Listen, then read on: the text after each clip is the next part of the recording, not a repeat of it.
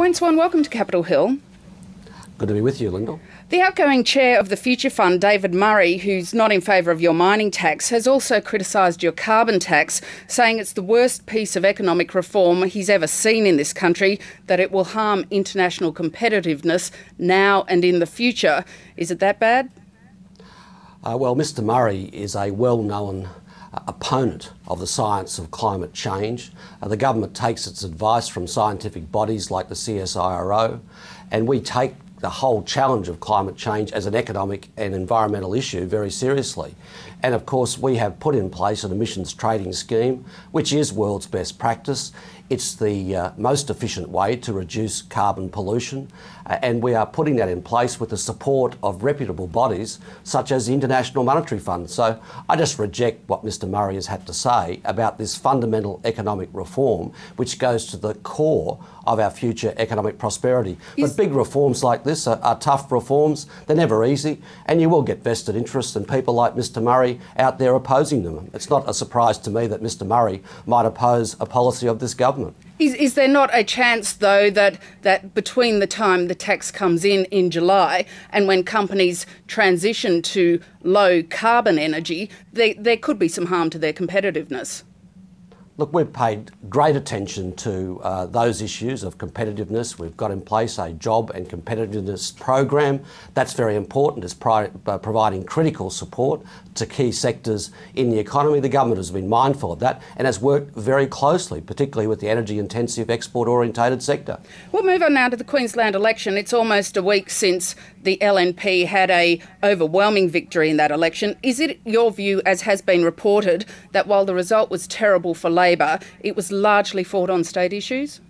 Oh, there's no question it was largely fought on state issues, but it was a terrible defeat. So I don't take it lightly. But the fact is that the Liberal and National parties did not campaign on federal issues in this campaign. They did campaign on state issues at our last federal campaign in Queensland. The fact is it was decided on state issues. There was a big it's time factor, but it's a terrible result for the Labor Party in Queensland, and the Labor Party has to take that seriously, learn the lessons of it, and change its ways in Queensland. But the next federal election is going to be fought on some very big issues, fought on the issues of what we do to spread the opportunities of the mining boom, particularly around a great resource state like Queensland, like giving a tax cut or a tax break to small businesses through the $6,500 instant asset write-off. They're the sort of issues that we'll be fighting the next election on in Queensland. The view that I put to you was almost precisely the same view John Howard expressed after Peter Beattie had what was at the time Labor's best ever result in Queensland, and the Liberals were reduced to 3 seats in 2001. He said it was a very bad result for the coalition in Queensland, but it was determined overwhelmingly on state issues. The next day, the then party president Shane Stone sat down with a number of federal Liberal MPs from Queensland and wrote what came to be known as the Mean and Tricky Memo, which at its heart outlined a number of problems there were with federal government policies, and the government then ended up changing them. Is someone writing a similar memo about your government, and should they? No, and that's not required, but you are correct to say that the result in 2001 that Peter Beattie got of 49% was exactly the result that Campbell Newman got in this state election, but the circumstances are entirely different. You see, we've got a very big agenda for the next federal election nationally and in Queensland. How do we spread the opportunities of the mining boom right around the country? How do we secure our future prosperity? The Liberals will be going into that campaign wanting to jack up company tax rates. We'll be going in with attractive tax breaks for small businesses, boosting the superannuation of workers across the state and across the nation. There's going to be a very clear difference across some of these key issues which go to the core of our future prosperity, and that's really important in Queensland. But doesn't that show that protestations, that very bad results, especially at a time when the federal party is struggling, that the state results are only about state issues is not true, that there is if there are problems with the federal government as well, that they need to be paid attention to? No, I think what it demonstrates is that state results can be vastly different from federal results, and in fact John Howard was winning federal elections when there were wall-to-wall state Labor governments. The fact is that in our history it is quite possible for a federal Labor government to win strongly when state governments are controlled by the Conservatives. So you don't see any need to change any federal policies as a result of the Queensland election? Well, I think we've got some very attractive policies for Queensland. Policies, for example, to protect the Great Barrier Reef from dangerous climate change, to name one, but also the whole agenda to make sure that we spread the opportunities of the mining boom to every corner of the country and to every corner of the state of Queensland, because not everybody in the state of Queensland is in the fast lane of the mining boom. That's why that tax break for small business is so important. And of course, the Liberals are going to go into the next federal election in Queensland jacking up the company rate for those involved in agriculture, jacking up the company rate for those involved in tourism. There's a very clear difference there. You're in the middle of putting together the budget. Yesterday, you spent much time talking about structural problems in the budget. What are they? Well, the fact is that we have had an enormous loss of revenue due to the global financial crisis of some $140 billion over 5 years. What I was talking about yesterday is the importance of coming back to surplus. We've got growth around trend. We've got unemployment at about 5.2. We've got a strong investment pipeline.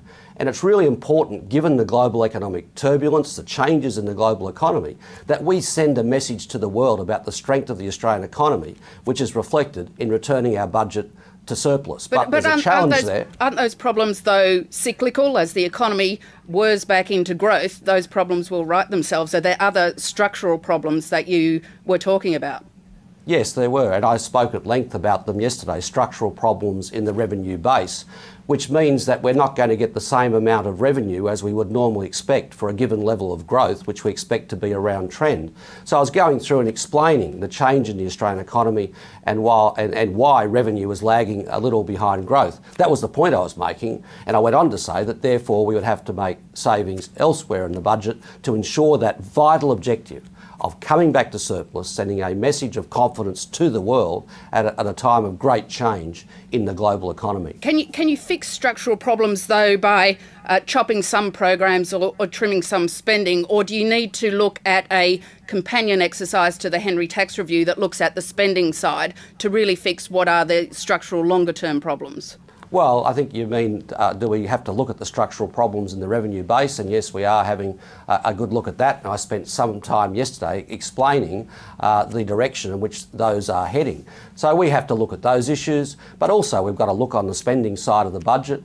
We've already found something like $100 billion worth of savings in our budget, in our last 4 budgets, so the savings task gets harder, but it is never finished. That's why I've said that this is perhaps the toughest budget that I've had to deliver, because we're doing it in an environment where we've come through such tremendous economic turbulence in the global economy, and one of the after effects of that turbulence has been this impact on our revenue base. If we could move on now, you recently gave more than $200 million to help keep Holden going in the country. While you say the automotive industry is important to keep a manufacturing base, there is what's called, isn't there, an opportunity cost, given your contention that part of Australia's future lies in delivering services to a rising Asian middle class. Would it have been better to direct the money to those ends? Not at all. I think this is a very important investment for Australia, that we do need to have a place in the global supply chain of the auto industry for all of the reasons I was talking about in my speeches over the last couple of days. It's got very important ramifications in terms of innovation, in terms of skills development, and making sure that we have a place in a global supply chain in important manufacturing industries is what we need in an economy which has a broader base than just the mining sector. But in South Australian documents provided to the South Australian government, reported in The Australian, it says it will lead to a smaller local supply chain footprint in Australia because of the trend towards global platform sharing. Does that mean that despite your investment, there might actually be fewer jobs? Well, what it means is that we will secure a place in the global supply chain. That's very important. That's very important to us.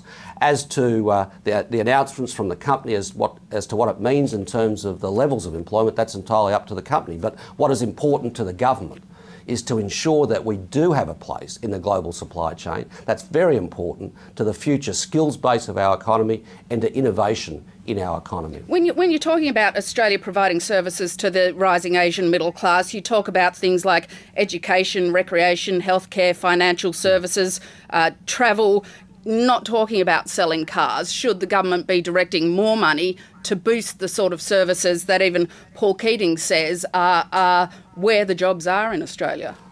Well, we are exporting cars from Australia, but the auto industry, like a number of other industries, has been hit by a global downturn.